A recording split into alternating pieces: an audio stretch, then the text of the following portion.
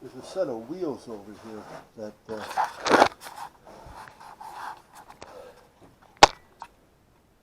I wanted to bring inside, and they were right in the way. So I just destroyed everything by trying to push them out of the way, including this bracket. But let me get this out of the way, and it should go right back up there for me. Well, maybe not.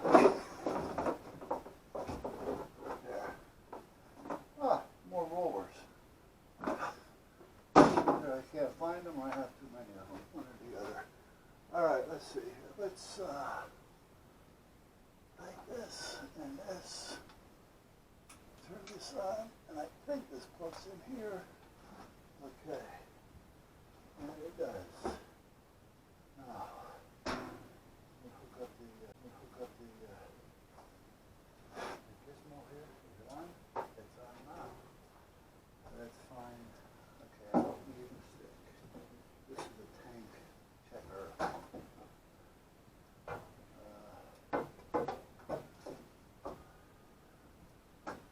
Use that for sticking the tank.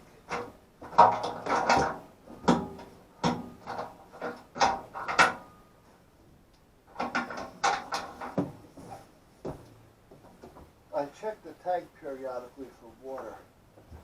This is the paste. You rub some of this paste, where are you? Oh. You rub some of this paste on the stick, and then when you stick it in the tank, if there's any water, it'll show blue or pink, red, orange, whatever color it happens to be. So you'll see that there's water or not, and how much there is by how many inches you have on the stick. Now, if you don't know what your inches are equal, you know, the size of the tank and the bottom, well then it makes it a little tough. But you see you got 2 or 3 inches of water on the bottom.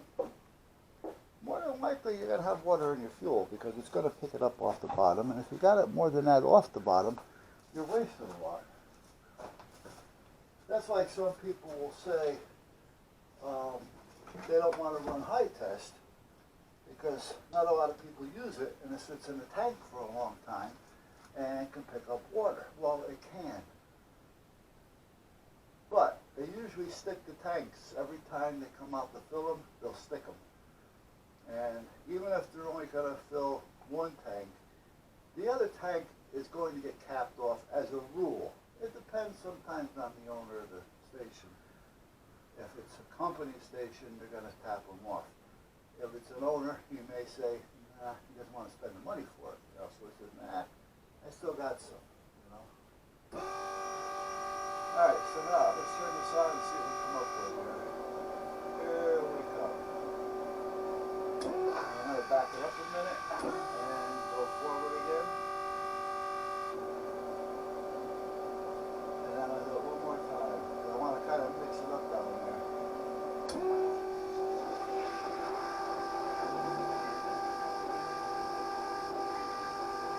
Okay. Alright, so now we're pumping.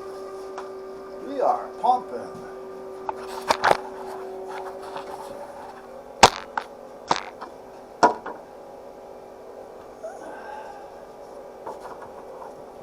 Let's see. Now I'm going to turn the key on. Now this is something you do not do when you're getting fuel on your boat. Do not turn the key on to check your fuel.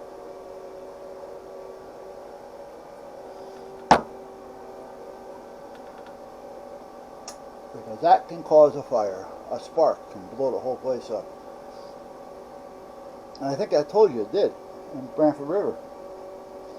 Two new, a couple, middle-aged, well, I'm going to say probably, I don't know, maybe late 30s. They bought a boat, went for their boating license, took the class, and then they decided we're going to invite 2 friends to go out on the boat. Well, I don't know if they've ever taken the boat out before or not, but They didn't know too much about boating because they didn't listen to the class apparently, or the class screwed up, and that doesn't normally happen. I'm watching the fuel tank here because it's getting up there. And while they were at the gas stock getting the gas, he flipped on the key and the boat caught fire. So the handler, the attendant at the station, I'm going to sit here and watch this from here for a minute because I want to get it up but not overflow. As soon as I see it come out, I reverse it. So anyway, the handler, the attendant at the station immediately shuts the pump off, doesn't even bother taking it out, but he does shut it down. And meanwhile, the boat's aflame, so he disconnects the lines from it and pushes it away from the dock into the river, which was smart. You don't want the thing to go up on the dock because you got all those other boats that are, docked there. So he pushes it away, and these people are staying on the boat. What do you expect to do? I mean, if you think you're going to take the boat and just zoom out into the ocean with it and jump, well, you better think quick and get out there because you're not going to have that much time. This thing's going to blow up. Okay, I just seen a bubble. I hit reverse. Okay, so now what I'm going to do is get the line out of the tank and bring it up a little bit, and then I'll suck the diesel out of the line.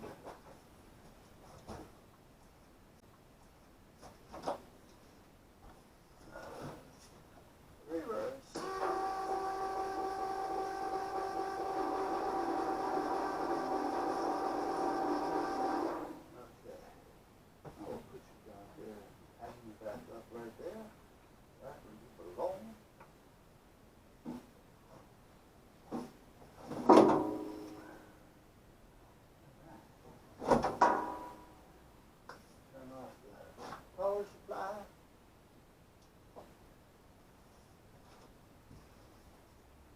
So there was a guy in a small open boat, it was maybe a 19-footer or so, open, outboard. He scooms up to the front of this thing, knowing that the tanks were either in the back or on the side in the back, but they were in the back nevertheless. So he throws his anchor, he had 2 anchors, everybody should have 2 anchors. He throws his anchor over the bow rail, and he starts to pull it out, and he does. He pulls it out, and he pulls it down to the other side of Branford River Marina. Not Branford River, Branford Yacht Club, because there is a Branford River Marina. But he takes it out just past Branford Yacht Club, and if you look on your starboard side, there's like a little bit of a opening there.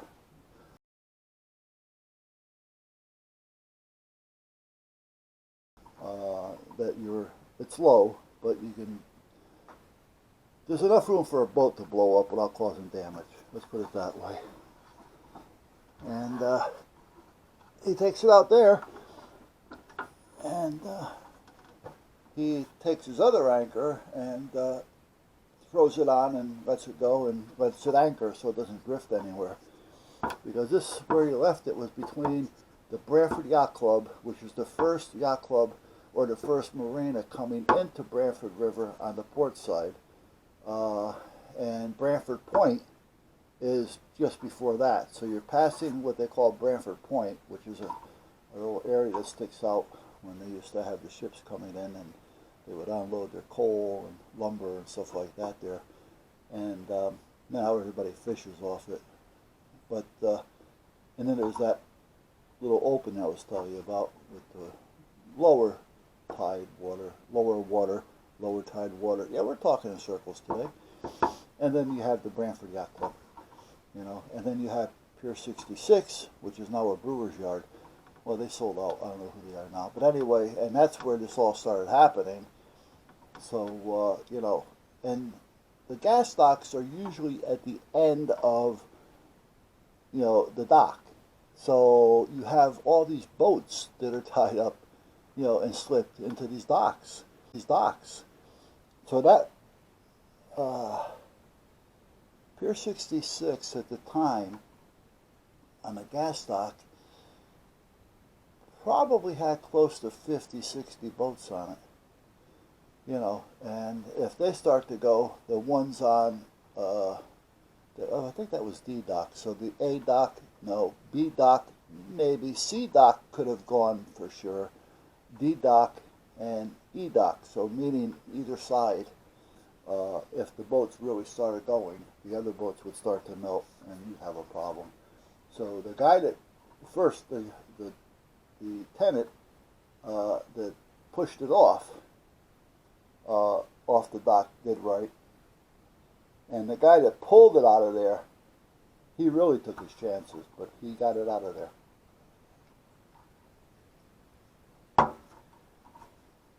Now,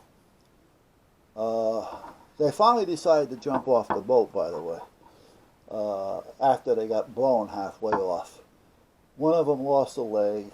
I don't remember if it was one or two that lost their lives, and it was either one or two that lost their lives or one and two that were critically injured, and one lost their life because there was four on the boat, and one lost their leg. And that's the way it worked, just by not knowing and turning on a key.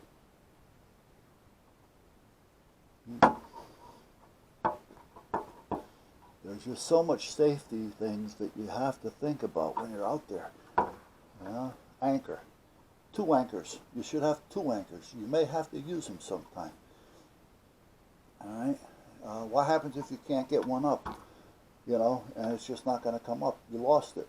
Well, you can tie a fender to it, you know, or a life ring or something to it, and label it that you have an anchor there, that you're going to be coming back, and you know, and who you are or what boat you have, because if somebody's a good Samaritan, they may have enough power to pull it out, and then they may just leave it on the dock in front of your boat.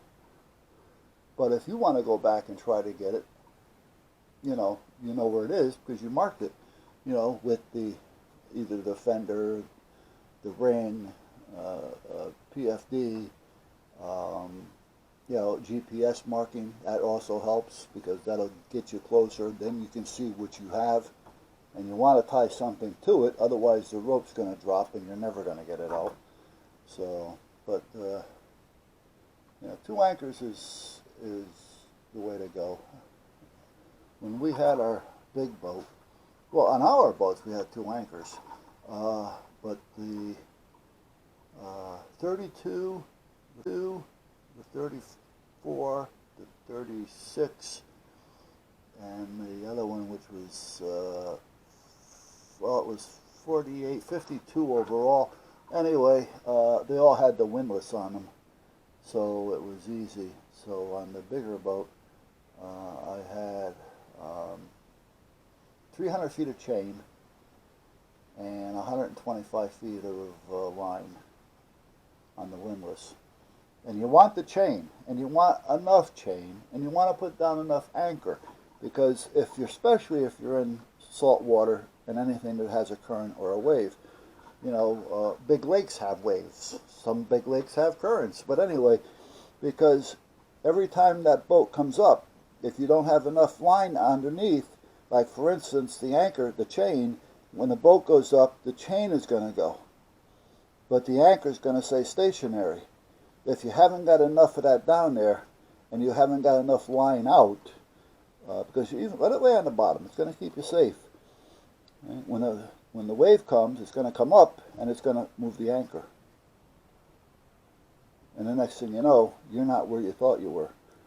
So make sure you always put it out there. You know, the 7-to-1, you know, on a nice day, you know, you're in protected waters, you know, but you still want to watch 6 to 10 feet of chain on the bottom.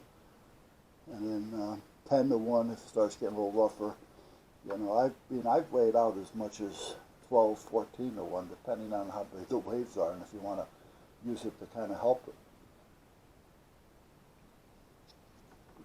everything that you're doing. But meanwhile, what's his name out there? 365. Life, safe life, 365. He's a retired coastie out of Jersey, I think. He doesn't talk much about the coasties because he's out of it. You follow me? Him and his wife do a lot of traveling. However, if you got a question, he'll help you answer it because he's not going to want to put you out there not knowing something if he can help you with it.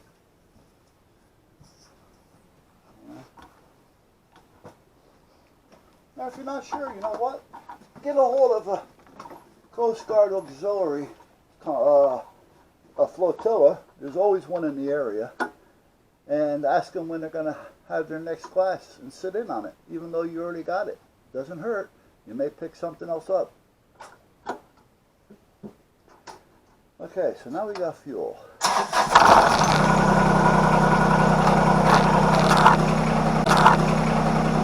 And hopefully we'll be okay.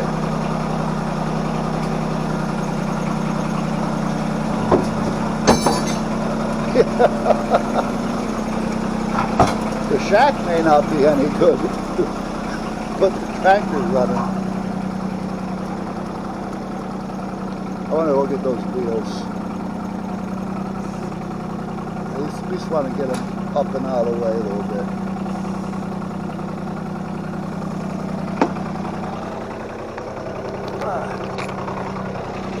Hold on, guys. Let's go see. Yeah, this is what I was talking about.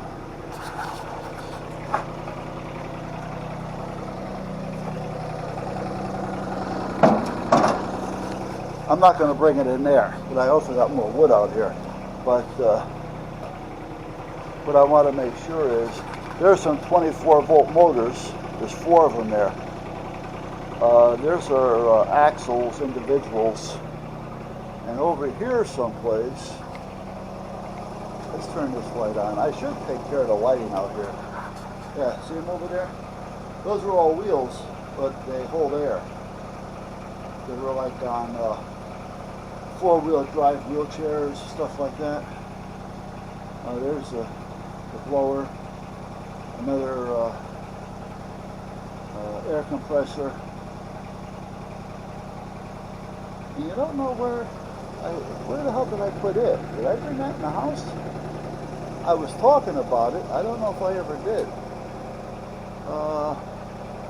Hold on a minute. Let's turn this one off.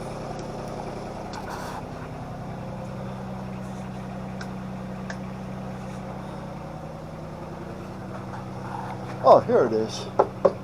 Yeah, I want to bring this in the house. Not in the house, in the shop. Because this has a motor on it with an alternator. I use this sometimes for charging batteries and jump starting. Yeah, so I want to do something with that. I don't know about the compressor or not. I may have to change the regulator on it. If I do, I have one, but I don't know if it's going to be too big for that or not. Let's take this while we're at it. Because I don't want this thing to go bad. Come on, get off there. There you go. I mean, it's got a small engine, which means it's got a small carburetor, which means it'll clog up real bad, real fast. Okay. Now,